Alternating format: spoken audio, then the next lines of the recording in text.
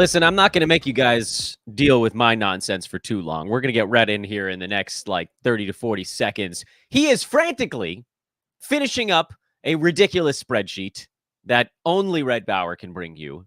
And so I'm actually just killing time at this point until he's 100% ready. Welcome to Old Man Squad Fantasy Basketball. It's Monday, start of a new week. We got that Yahoo Pre-Rank board out. We're going to be talking about that today with the great Rhett Bauer, who we will again be saying hello to in just a moment. I'm Dan Vespris. You can follow me on Twitter at Dan Vespris. You can follow Old Man Squad at Old Man Squad. I know we go very complicated here on Old Man Squad Fantasy Basketball.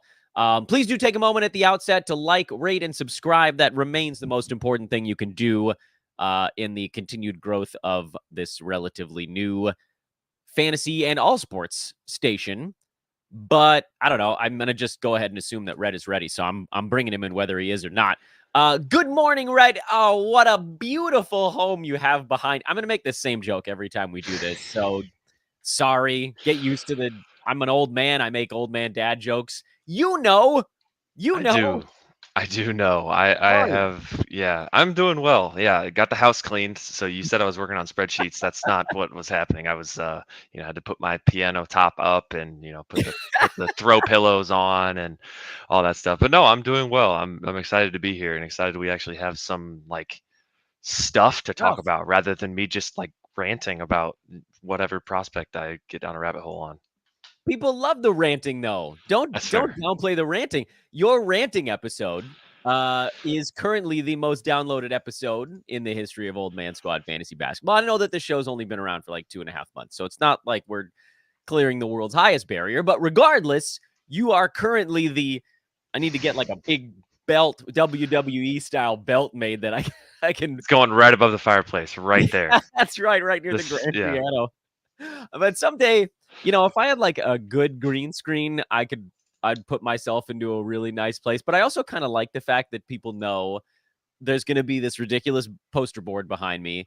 And on the other side of that is my unmade bed, because I'm in a 2-bed, 2-bath LA apartment with multiple children.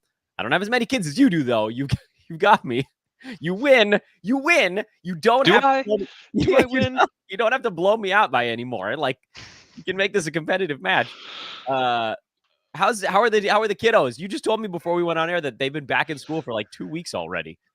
Yeah, so Indiana does their first day of school was August 1st. So they're not completely crazy. They did wait until August, but it was the very first moment of August. So but yeah, no, doing well. Glad that school is back because boy, this summer was we were ready for it to end, we'll say. You had a different level of summer, I think.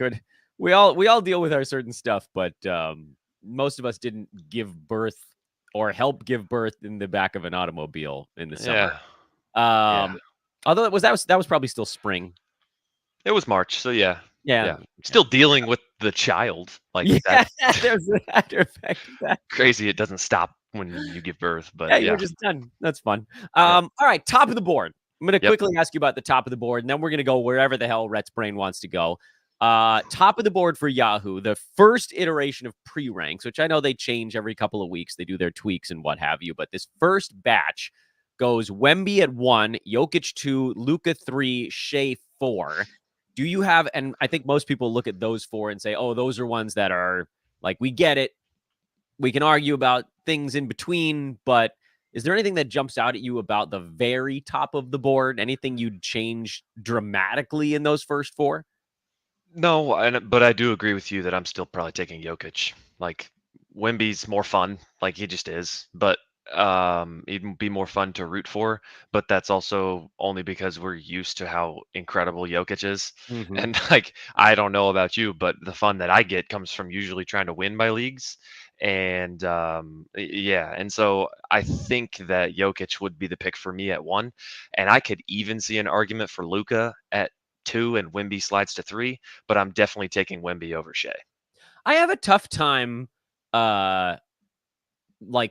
elucidating my thoughts on why, because every time I say something about taking Jokic over Wemby, there's someone that's like yelling at me in the mentions about Wemby's going to get better. And I get it. Like, I understand, because what you said is true. He is going to be the most fun player to roster in fantasy. The best way, and I know you've heard me do this, and so I don't want to go too far down that same path again, You're good. is to talk about the fact that a lot of his value is tied up in one category, but at the same, blocks obviously being the one, but at the same time, like, how do you, maybe you can do a better job of explaining it than I have. How do you downplay that? Because a category is still a category. It still counts for something. Yeah, I think you did it with the numbers side of it, where if you take everybody's best category out, most of the first round is still a first round player. But if you take Wemby's out, he's pushed down into like the 30s or something like that. Maybe it was the Right. 20s. But that's the way, because there's no, like, you can't, you can have an opinion on it, but it's just like your opinion, man. And so instead, you just Yeah. get Shout a out, number. dude. Yeah, Right. and Look, any Big Lebowski reference on the show is a good Big Lebowski reference. I Please thought you would like continue. that. Yeah. No, and so like baking in that he will get better, of course, but I don't know, like, he's to be clear, we are splitting the tiniest of hairs, and Mhm. if you told me you were picking him at 1, I could not really argue with you because he's gonna be incredible to watch and incredible to root for. But I do think what you said about like building a head-to-head team, and kind of the same conversation with like an Anthony Edwards, for instance, or even a Jason Tatum, where what can you rely on this guy anchoring your team for? And with Wemby, you can rely on blocks and rebounds, but even rebounds, he's worse than Jokic, and I don't see him getting better than Jokic in that this year at least. And so, I mean, we know how hard assists are. If you just tend to lean away from assists, then I guess you do just go Wemby. But we also know how hard percentages are. And I don't know about you, but I don't see Wemby passing Jokic in field goal percentage at the volume that Probably. Jokic does. So I don't know. Is That's that the is that really the discussion that people that are taking Wemby are like, I don't really care about the fact that the percentages, that, because that's the big, like, I get, Wemby's got the threes, Jokic has the yeah, assists, the other stuff is not that far apart. The yeah. big gap is percentages. I think it's just fun to root for and the new shiny thing Fair. versus not the new shiny thing. So That's fair. That's fair. All right, so where do you want to go? Let's go Rhett's direction, whatever that might be. I know you were working on like a multifaceted year over year over year comparison chart. What are some of the Yahoo pre-ranks that jump out at you, good or bad, and we can yell about them? yeah, I think Anthony Edwards is hilariously too high in my opinion. But you already touched on that. I think DeJounte Murray also too high. I think I'm taking James Harden before most of the players in the second round. Um, like Harden behind Maxi is funny to me. I will gladly let you take Maxi as the second or 1C, I guess, if you want, or 2B, 2A, however you want to frame it. Like, do we trust Kawhi Leonard to play every single game? No. Who else is going to take shots and run an offense? James Harden. Yeah. Um, so like those guys are pretty obvious to me. I think the one guy who's and I hate to speak poorly of my guy DeJounte, because I've been on DeJounte Island for years at this point. Yes, your beautiful grand piano is covering up, I think, what normally is a DeJounte jersey behind you. Oh, it's a statue, actually. Yeah, it's a statue of the him pointing whenever I don't. It was your early Spurs. He did some celebration where he just pointed in some dude's face after scoring on him, and that's what I got back there. But like I think players. I mean, Paolo at 37, Cade at 38. That is really tough to sign up for. But then Jimmy Butler at 39. Like, yeah, I will take Jimmy Butler at 39. Like I don't know I don't know how I could pass. I mean, games played is the answer. And I don't Right. remember if you touched on Jimmy at all, but like where are you at with Jimmy, first round or top 20 player, being out almost outside, or he is outside the third round? Yeah, it's funny. I haven't gotten into the Jimmy Butler stuff all that much because I only made it through the top 25 on Yeah. Friday's show. And normally Was that would that get us. Friday? Oh, Yeah, jeez. I know. It's like about a month back, doesn't it?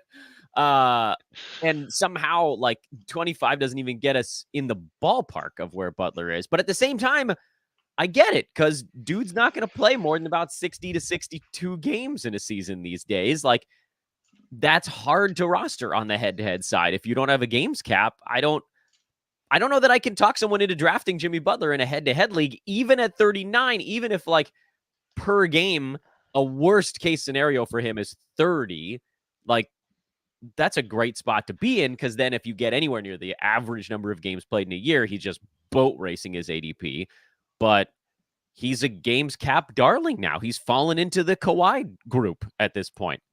Yeah, I mean, last year he was 23rd on a per game, I think, played 60 games and came out at 54 on totals. So Right. like 39 might actually be too high somehow for for what his floor is. But a couple spots down from that is a guy that I've really wanted to talk about is Jalen Williams at 42. Let's talk about him. Let's talk about him. Josh Giddey is gone and replaced with Alex Caruso. Mm-hmm. I don't know if you have paid attention to what Alex Caruso does on the floor versus what Josh Giddey does on the floor, but they're drastically different. Alex Caruso is perfectly fine to not touch the ball, and Josh Giddey is perfectly useless if he's not touching the ball. So I would have Jalen Williams probably. I would be willing to bet that he pushes top 25 by the end of the season per game. I don't think that you're being crazy even the tiniest bit. Like, you're not even in the ballpark of crazy. He finished at 42 last year. Yep. And that was after a pretty bad start to the season. I'm fairly certain that the second half of the year, he was ranked in the 30s. So, like, he's basically already there. He was 30 for the last 2 months, yeah, which for him was 23 games. 42 is where he was with a bad start with Josh. Like, I actually had this one surprised me. Someone, because I put a tweet out that was like, here's some of the ones that I like early, and Jalen Williams was on it. And one of the only name, everybody took issue with everyone on that list, but almost all of the issues was those guys are old, they're not going to play enough games. I was like, okay, right. fine. I mean, we can argue about that. Like, if that's a problem for you, okay. Right. And one person was like, Jalen Williams at 42. There's like no way he gets there. I'm like, dude, he was at 42. That was his rank this last year. Yeah. I love Jalen Williams. Do you think, here's the fear, I guess, Rhett, talking to Rhett Bauer. I forgot to give your Twitter handle, Rhett_Bauer, RHETT_BAUER. He is a longtime buddy of mine here in the fantasy space and one of the sharpest dudes you will ever come across. Only fear is, do you think that by the next Yahoo pre-rank iteration, is he a name that moves up the board? Or is it just this, like, we're in a positive feedback echo chamber kind of thing where we're yelling about him, but the general public is not? I think if you look at the names ahead of him, so right now on the board, you've got guys like Paolo, Cade, Jimmy, Jared Allen, Şengün. I think he should easily pass all of those guys. Jamal Murray had such a rough Olympics, and I imagine he would pass him. But then you start getting into the Karl Anthony Towns, Fred VanVleet, Bam Adebayo, Lauri Markkanen, Jalen Johnson, Jaren Jackson, and that's up to 30 from 42. So I don't see very many people taking Jalen Williams over Jaren Jackson, LaMelo Ball, De'Aaron Fox, Desmond Bane, because that's the next five. So even though I do think there's a really good chance that Jalen Williams finishes ahead of those guys, probably more from a roto perspective than a per game, with the flaws of guys like Jaren Jackson, LaMelo, Fred. You talked about all of that, but so I think he'll push up, but I don't think he's still going to be back half of the third round, I would imagine. Even towards the start of the season, I'd be hard pressed to see him push into front end third, back end second. And I think there's going to be value where you take him there.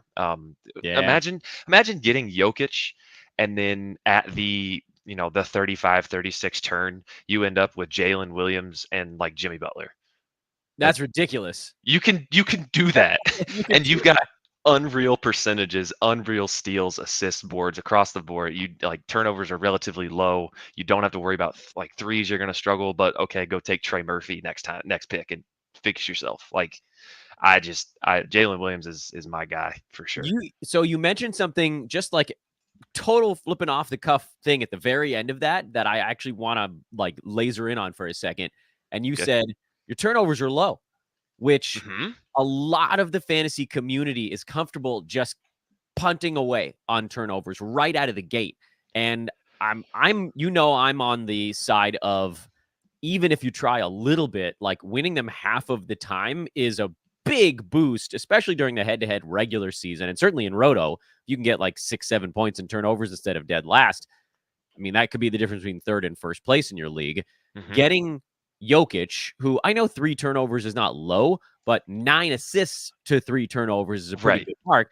And Jimmy Butler, he's going to get you 5+ assists, and he was lower than 2 turnovers a game last year.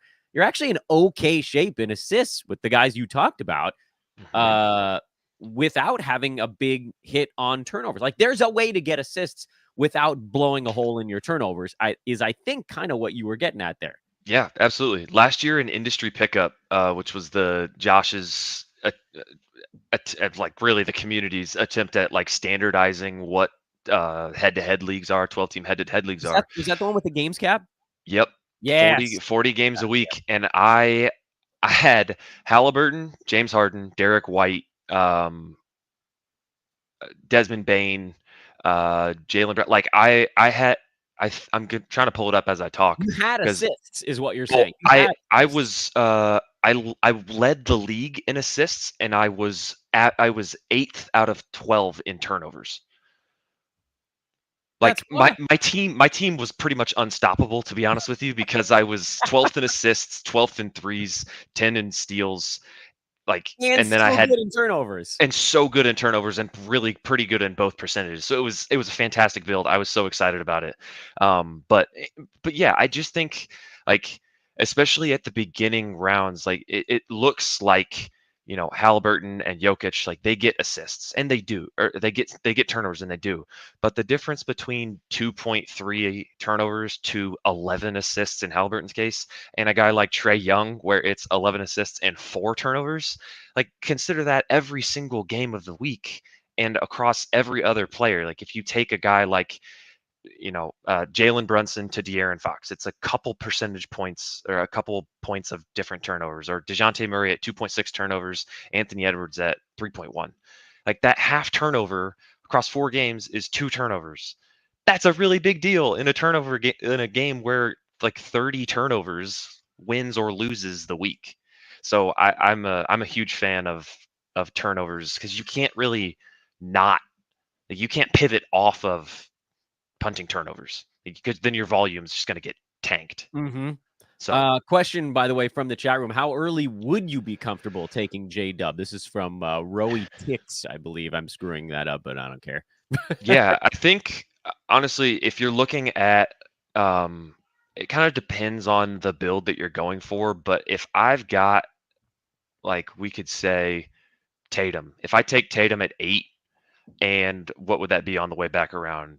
The 9, 10, 11, 12, 33-ish 13, 15, 16, 17 ish. I lost track. 30, Yeah, somewhere around there. 30, I'd 32, be fine taking J-Dub towards the 30 mark, if I needed good percentages, decent assists, good defensive stats, and wanted to pay attention to those turnovers. I think you'd be building more of a roto team there in that concept. So you got to be a little bit more careful of that. But I mean, again, I don't think people are quite tracking how much usage is going to be gone going from Giddey to Caruso, and how freaking good Jalen Williams is. He's so good. He's so damn good. Where do you want to go next on the board? Because you know me, I would want to go to Kawhi Leonard, but that's a good spot. But I think everybody knows we might as well talk about Kawhi, and well, I guess not, because Porzingis isn't healthy, so we don't need to talk about Porzingis. Yeah, being in the same he's group. right out. People are gonna think that I want Porzingis. I want nothing to do with that dude. Nope. No starting the year injured. No chance. No chance. No. Yeah. So Kawhi is the same. Like, again, circle back to the same sort of concept. I don't know if I would do this, but you could leave with Jokic, Jimmy, and Kawhi. That is my goal in every roto league I'm in right now. I don't know, how do you not? I don't know. Give me Harden. Give me Harden in the second too. I want. Right. Yeah. Sure. I want to roll up aged. Give me all the aged folk. But that's the thing, though. Like, and I don't want to spend too much time on Kawhi, because everybody knows where I stand with this dude. But I had a team last year, and I can't pull it up anymore because the the data is lost to the ether. That was like Harden and Kawhi, and I don't remember if Jimmy Butler. I think it was Freddie VanVleet was another one, and I put that roster out on social, and the consensus was like, that team is so old, they have no chance, and that team destroyed. I know it was a Yahoo Public League, but that team won the league by like 13 roto points. There wasn't anybody close because most of those guys, okay, Kawhi, fine, but like Freddie VanVleet played 73 games last year. He was more durable than a lot of the dudes that people were like, I got to take this guy because he's going to make it through the year. Actually, same story for Kawhi last season, who played 68, although I'll admit I don't think that's going to happen again. Harden, after all of his early season nonsense, he ended up playing 72 games last year. We have to be more careful with who we immediately assume is playing 62 games. There's really only a handful, but whatever. Sorry, I didn't mean to take us down. No, I mean, Josh does the show every year. Games played is the least consistent. Like, you just cannot predict it in 90% of cases. And so, not to say you just throw caution to the wind and stack all of these glass cannons together, which I've seen work and I've seen be an absolute disaster. But yeah, so Kawhi, I'm with you. If I end up like in that situation, if I take Jokic and then a very durable player at 20, like if you want to take a James Harden and then you want to take, I don't even have a good example, but who the hell's even there at that next juncture? I don't know, but if you end up in a situation where you've got guys that are probably going to play, I'm taking Kawhi without question. But if you start me with a guy like Anthony Davis, I am steering clear of Kawhi in every way, shape, and form. Because if you get 55 games of both of those guys, you're gonna feel like you should have won, and you had absolutely no chance of actually winning. You're cooked. Okay, so I'm done doing my own little soapboxing here. Where would you like to go next? How do you feel about Vooch at 49? We've finally jumped the shark for me on Vooch. It's funny because I think I put, this was another social media. I love the fact that people are waking back up on social now, that we can talk about fantasy basketball and like people are responding to it. And someone was like, oh, I think it was like, oh, I'm sure Josh is going to have a measured response to this ranking. And I was like, actually, I think he and I are going to agree on it this year. Every year for like the last 2 or 3, I've been like, yeah, I'm in on Vooch because I don't care that he's like not a very exciting basketball player anymore. And I get it. Like, his effort level out there is dog doo. But for many years, he just slowly plodded ahead of his ADP, especially last year when he suddenly, like in the last Yahoo board, dropped from like 45 to 65. And it was like, okay, yeah, like you got to take him there. Yeah. But now you've got the threat of a trade hanging over Vooch, and he's being drafted basically where he was last year. He's number 51 in 9-cat. He's not getting better right now. And I get it. They traded DeMar, so maybe there's this thought of like, oh, maybe Vooch will pick that up. I don't think Vooch is picking that up. No. I think it's going to Kobe White and Giddey and whoever else is floating around now. So I'm finally off. Took me like a decade, but now I'm actually off the Vooch train. Where are you on that one? No, I'm right there with you. The last 2 months of last season, he was at about 72 on a per game basis. And I'm not saying that's where I think he'll be, but we talked about it during our last episode where I think Jalen Smith is more likely to push Vooch for minutes than what people seem to be thinking. And so if you take a guy whose effort was dog doo-doo, and who is getting older, and who might be traded, and who a team just signed for $9 million, a guy who can do basically the same things but is 24 years old instead of 30-something, do not draft Vooch at 50. Please don't do it. Like, I don't think I want him at all, honestly. No.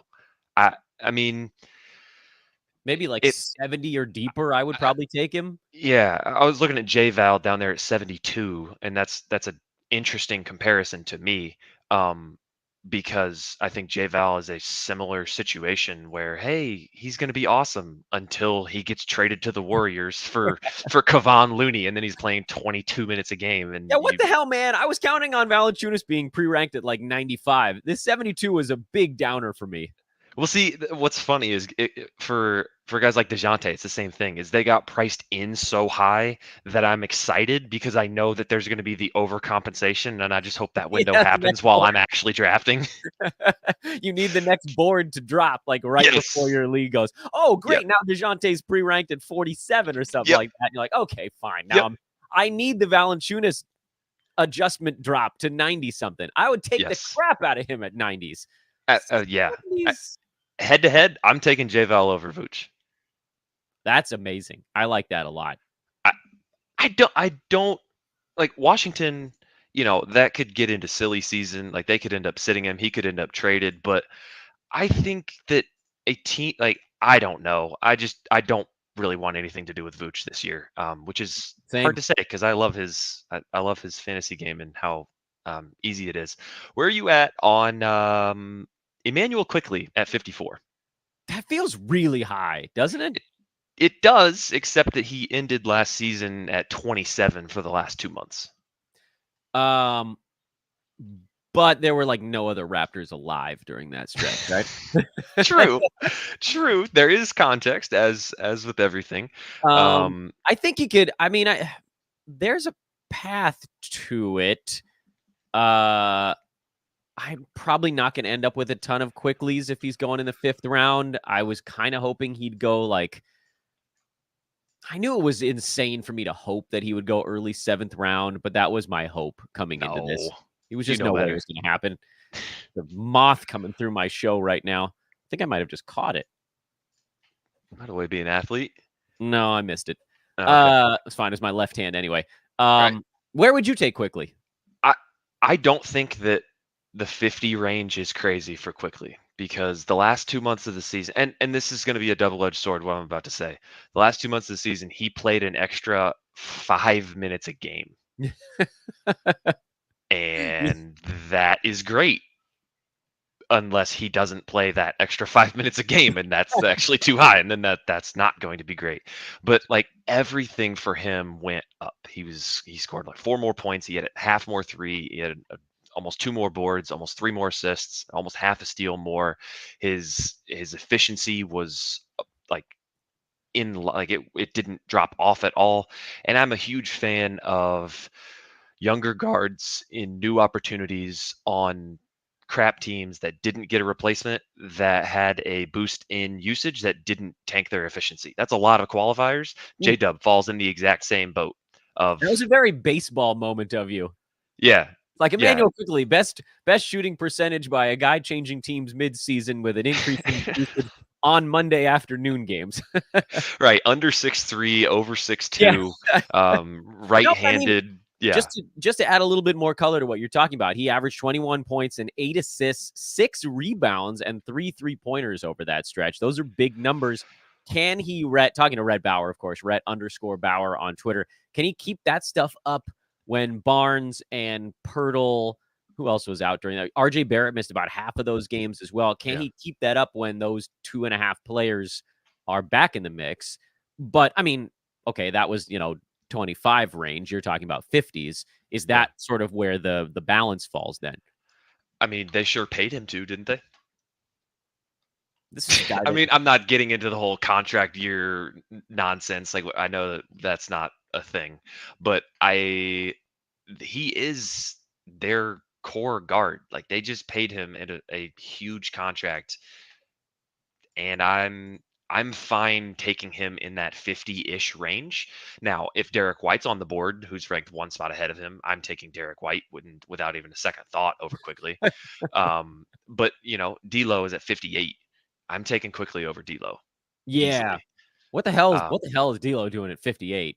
They saw his 40 over the last 2 months of the last year, and it's like, hey, I mean, yeah. Grumble. That was another one that I thought people would just be like, yeah, let him drop a little bit. Nope. That's okay. We're never going to get everything you want in a pre-rank board. Now, some of your guys are going to be higher than you expected, and some are going to be lower. Quickly is a really interesting one. Do you really feel, Rhett, that he can go much higher than this with the team healthy? Because like you could probably talk me into him being in the 50s with the team healthy, but 40s with them healthy, is that achievable? I think if you look at what Quickly, I just think that Quickly is a guy who should he does something that nobody else on the team can really do. Like they don't have any guards who can do what he does. They've got Barrett, they've got Barnes, they've got Bruce Brown, they've got like that's not a lot of shoot. Like Yeah, Quickly is shout out going Bruce to be Brown. out there, and I don't think they can afford to really take him off the floor. Trent is Um, gone too, by the way. Not that that yeah, was a big factor, but he was one of the other guys taking a crap ton of shots in that down the stretch range. So yeah, the small positive there that a little bit of that goes back into the sort of communal bucket. right. And is Grady Dick going to come through and soak up that usage? No, no, he's not. So I don't know. I think it's a good spot for him. I'm not saying I would take him a lot sooner than that, but with I think it'll end up being some guys behind him end up passing him, and some guys that are ahead of him will fall out. So it'll look like he stayed about the same. But right now, with the guys that are ahead of him, I would probably rather have Quickly than like five, like Jalen Duren, Rudy Gobert. I'm probably taking Quickly over both of those guys. I don't want to take up too much more of your time because I typically like to promise my guests and buddies that I'm only going to keep them for about a half hour. So, do you want to do a little lightning round action before I let you get back to your day? Sure. Do you have names, or do you want me to throw them at you? You go for it, man. Have at it. Devin Vassell at 68. Reasonable, right? I'm taking him around earlier than that. Yeah, I was going to say I'm Pretty okay with easy. that. Yeah, no, I'm good with it. Garland at 67 is interesting to me. I know you talked about him, and I think that could be a build specific Yeah, type of guy. totally. Yeah. Brandon Miller at 70 is going to be too low, I think. I To think like, you think he I think should Miller go? he will beat that. Oh, okay. I think he will beat that. I don't know what the hell to expect out of Charlotte. You and I might need to do a whole show on the Hornets at some point. Yeah, we can do that. I'm gonna jump pretty far down the board here. Let's go. Kaminga at 89. I think Kaminga does better than that. Bogdanovich at 86. I think he does worse than that. You're down Um, on Bogdan. Interesting. Down on Bogdan a little bit. I don't see why Atlanta would play him. I mean, they don't have their first, but like they have a lot of. I don't know. Atlanta is so interesting to me that we know what Bogdan is. If I just he, tell me this, if he falls to the 100 range, would you get Oh, in on him easy, there? Okay. easy, easy. Yeah, That's where I thought that's actually where I thought he'd open up. The 86 surprised me. He came in higher than I thought on their board. that's all that is. What do you think about Keontae, Beal at 85? Sorry, I didn't mean to jump in. I just saw his no, name right next to Bogdan there. yeah, I'm taking Beal That at feels 85. that feels crazy low, doesn't it? Yes, I you could talk me into Beal at 65 probably, and I I'd was gonna probably say, I be think he fine. was like, wasn't he top 50 once he finally got healthy last year? He was 73 on the entire year, and he was at 30 for the last 2 months. Yeah. But he was shooting his Yeah, he was shooting the hell out of the fingertips. ball. Yeah. So uh, Keontae George at 100 is not 95 rather is not. I'm not touching Keontae at Yeah. 95. Oh, wait, I got another one for you. Go DeAndre ahead. Ayton at 88. I don't. I just don't want to. I don't want to try to put faith in DeAndre Ayton, but it does seem super low still. Like, Yeah, I mean, he could beat that per game with his eyes closed. I mean, he did last year at 40, but is Yeah. there any like clinging Time Lord? Like, do they just cannibalize each other in that way? Yeah. Mm. Yeah. If you need a big and decent percentages, then you could take Ayton at 70, and I think you'd be fine Yeah. pretty easily. Sorry, I didn't mean I've jumped in twice now. I told you No, you're good. I'm gonna shut my mic off now. Trey Murphy at 97 is laughably low to me. Again, another guy I'm taking probably in the 70s. He was at 67 per game last year. And I know that DeJounte just showed up and there's a lot of mouths to feed, but I've been trying to start Trey Murphy since his rookie year. Like that was my hot take after he got drafted to the Pelicans was that Trey Murphy would start for the Pelicans to close the season. Hasn't happened yet. I still think he should, but that is what it is. Kelly Olynyk at 100 seems odd. I don't really Yeah. get that. That's a Jakob Pertl doesn't exist spot. Right. I mean, maybe, but Khalil Ware and Zach Edey at 100. Those two guys should not be drafted in standard leagues. I don't think Edey may be maybe like a flyer, but I just don't. Yeah, that was weird. That's just hot names going in there, I guess. That was summer league fun with one of them. So OG Anunoby at 115. Yeah, what the hell? Yeah, I mean, is this just injury plus ton of dudes plus I think Yahoo just 9cat or I think they just fair. forgot to put him in there. We're like, crap. What do we do? Someone was just like, type his name now. Yeah. And then I typed it because he's never been anywhere close to that low. Not for like how many years? I mean, I get it that he doesn't played 50 games last year, but good Lord, 115. What was it again? Something there. 115. Yeah, that was a wild one. Yeah. Wendell Carter Jr. at 131 is interesting just because I really like Wendell Carter Jr. as a player, but it seems like the Magic are perfectly content to just not give him any run and just go with the committee, which is fine. So I probably won't be leaving with a ton of Wendell Carter Jr. Just thought it was an interesting name. And then Al Horford at 166. We're gonna have every share of Al Horford out there. I am 100% changing this very new and amazing logo for the old man squad to just a silhouette of Al Horford with 166 painted on his back in MS Paint. Like, Kristaps Porzingis is out for basically half the season. Yep. Yeah. What are we doing? You could have, I would be willing to bet, and I don't think this will be true, but I would be curious to see what Al Horford's numbers are until Kristaps Porzingis plays his first game and see how that stacked up to totals against his ADP. Because Al Horford in the first however many months KP doesn't play might actually beat his ADP on totals just from from that stretch. You're not wrong.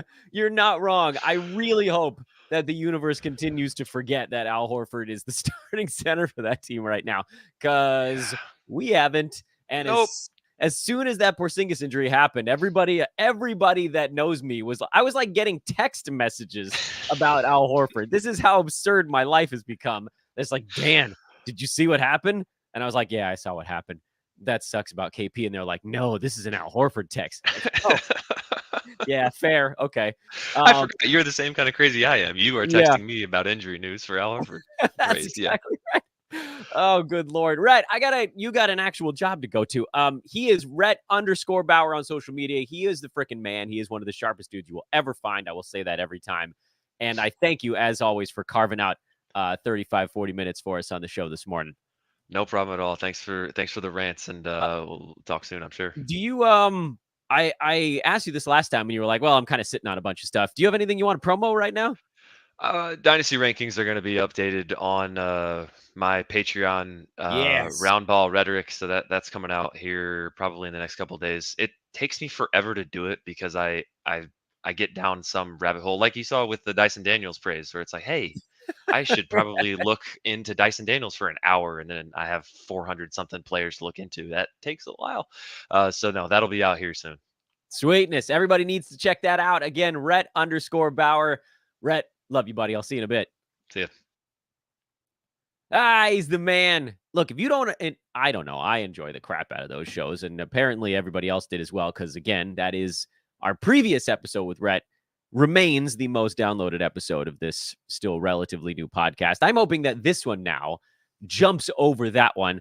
I will remind you all, as Rhett now heads back to real life with children like hanging from the chandeliers. And the joke we make, of course, for those that are listening, is he's chosen a backdrop on StreamYard of just like this gorgeous, ornate, wide open floor plan living room with clean couches and a grand piano. And anybody that knows Rhett's got kids everywhere. The man lives a very hectic, intense life. He is amazing, but the joke, of course, is that house didn't stand like that. And I can joke about it because everybody knows what I've got behind my poster board behind me, which again is just a bedroom, my bedroom with my wife, where everything from the living room and the kids' rooms that we don't have time to clean just gets piled on our bed. And that's behind this poster board. Mid-show reminder, once again, please do take a second to like, rate, and subscribe. Those 5-star reviews go a long, long way, especially this time of year on Apple Podcasts in particular, because as you get reviews and subscriptions, it sort of creates this snowball effect. Their ranking boards are heavily built on subscriptions and rankings that happen like in the recent past. So whatever you guys can do on that right now, especially if you're just sort of finding me again for the first time in a couple months, whatever, finding for the first time, YouTube, same deal, like subscriptions, that helps it get popped up on the sidebar for people watching other things about basketball or fantasy sports. Coming up over the rest of this week, we have an amazing week at hand, and I wanted to talk about this at the front end, but I also didn't want to make any of you guys wait on Rhett or have Rhett wait on that. This week is going to be awesome on the show. We've got 5 guests this week. The timing worked out where 4 of the 5 days have guests, and then one day we'll have 2. So tomorrow, Tuesday, and I don't even want to get that far. Tomorrow, we don't have a guest. That's the only day of the week where there won't be a show released with a guest on it. Wednesday morning, we will release a show that I record late on Tuesday night with Matt Smith. Wednesday midday, we're going to talk to Adam Stock, the punt master himself. Talking to Dan Titus on Thursday, we can get an update on Yahoo leagues and mocks and stuff like that. And then Josh on Friday, Josh Lloyd, of course. We're going to go through names just like we did with Rhett today, who they like on the Yahoo board, who they don't like, who are guys that are sort of like disappearing deep into the board that hopefully people don't see and stay super far down the board. Although I realize we're doing that a disservice by talking about them, but whatever. This is the fun part. We're going to enjoy the fun part. So those 5 guests, including Rhett, all this week. In addition, Yahoo has also dropped their projections, which is different than the pre-rank. And I don't want to spend too much time on projections because the pre-rank is typically what you see if you're in a Yahoo draft room. It's organized by pre-rank or X-rank or whatever the hell they want to call it on any given year. Projections are very different. For instance, like Kawhi Leonard is projected at 14, even if his pre-rank is 45. So there are these big disconnects. Chet Holmgren has a pre-rank of 17, but a projection of 5. And it goes the other way around as well. Like Luka's projection is 16. Giannis is 39. That one is because of free throws. Domantas Sabonis is projected at 40. They're pretty weird in a few spots. They're very expected in others. We'll do a show on projections, or maybe a few of them on it. I still need to go through more of my look at the Yahoo pre-rank board because we only got through the top 25 on Friday. And we still have 7 more teams to cover, team previews. We didn't quite get through all of those, largely because I went on vacation, so ran out of time to do 2 a day in the weeks leading up to that vacation. There is a lot to do. Luckily, we still have 2 months to do it. Thank you, all of you, for watching, for listening, for rating, subscribing. Thank you to Rhett Bauer for popping on here on this Monday. Later on today, I'm hoping to do one of those team preview shows or a little bit more on my own pre-ranks. But the plan is to have a second show released later today. We'll see how that goes. The best way to get it, of course, is to subscribe. Find me on Twitter at Dan Besperson, at Old Man Squad. I will see you guys soon in some capacity. Stay tuned, I guess. Later for now.